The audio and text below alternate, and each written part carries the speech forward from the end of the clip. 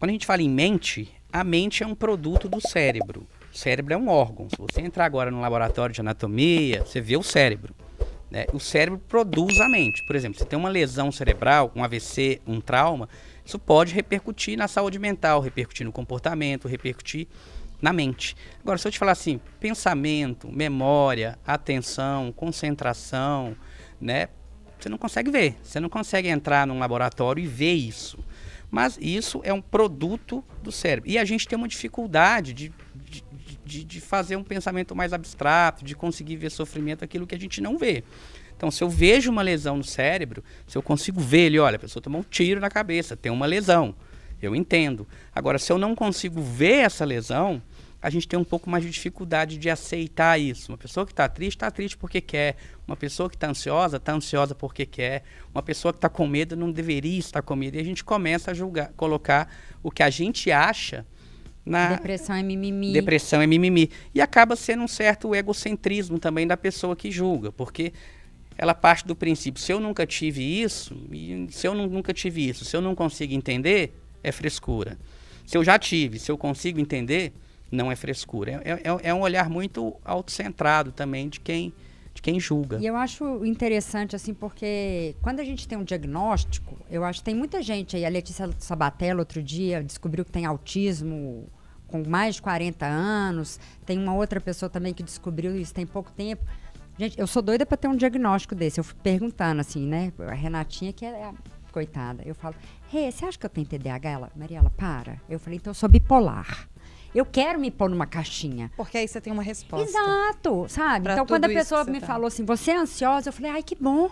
Porque eu descobri o que eu tenho e aí eu posso tratar, né? Ou eu posso entender o que acontece comigo. Quando eu não sei o que a gente, né? Quando a gente não sabe o que a gente tem, fica difícil, porque aí é isso. Eu falo, não, gente, eu sou doida, né? Porque Mas então, às vezes, quando a pessoa tem um diagnóstico, vamos supor, da ansiedade, um transtorno de ansiedade, né, ou pânico em si, a pessoa pode também não aceitar e não acreditar, né, que não é possível. Eu sou uma pessoa, sempre fui tão centrado ou centrada, sempre fiz minhas coisas. Não, eu não tenho esse negócio, não.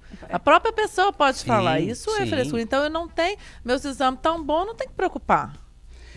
Na verdade, o padrão mais comum é os exames estão bons, então eu vou procurar outro médico, porque esse hospital está errado. Mas não seria interessante ouvir uma segunda opinião também? Sim, mas a pessoa o problema é que ela quer terceira, quarta, quinta, sexta, décima, vigésima. A pessoa quer uma doença que ela possa tratar de forma fácil. Exatamente. Rápida, toma 14 ela dias quer de tomar antibiótico, acabou. Benegripe ali para resolver rápido em 6 dias. Querem remediar e não querem cuidar da causa da história, não, mas né? quer remediar rápido também, porque às vezes precisa mesmo, mas querem rápido. Porque parte do problema do transtorno do pânico, do ataque de pânico, depois a gente vai falar do transtorno, é isso que eu falei, a pessoa tem uma sensação física, ela faz uma interpretação errônea e através dessa interpretação errônea reforça os sintomas físicos, mas parte disso é uma intolerância uma intolerância da pessoa a experimentar ansiedade. Como assim uma intolerância a experimentar ansiedade? A gente está falando aqui ansiedade o tempo todo, mas nas entrelinhas o que a gente está dizendo é transtorno de ansiedade, ansiedade patológica. Porque aqui daria um programa inteiro para a gente falar só da ansiedade normal. Ansiedade é um fenômeno normal. Quando Marielle fala, eu sou ansiosa, a Zaccaroni fala, eu tive uma crise de ansiedade, a gente já está pensando numa ansiedade patológica, tá? Ou talvez até não, aí teria que ver caso a caso. Mas o transtorno de ansiedade em si, ele está muito associado com a incapacidade, não, mas com a intolerância de experimentar a ansiedade normal. Então, por exemplo, a Zaccaroni foi lá viajar com o filho dela, aí começou a ter uma ansiedade. Se ela não tolera muito bem aquela ansiedade, isso vai crescendo por conta da ansiedade, de ter ansiedade, e realmente vira um transtorno de ansiedade.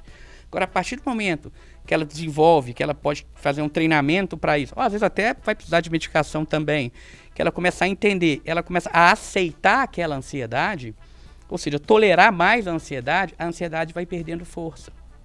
Então, parte do problema é uma intolerância à ansiedade normal, porque todo mundo acaba experimentando aqueles sintomas desconfortáveis em algum momento da vida, em alguma situação de estresse. Só que no pânico, a pessoa cria toda uma narrativa em cima daquilo ali, quer se livrar daquilo ali de qualquer jeito, e aí quanto mais você tenta fugir de algo, mais ele cresce.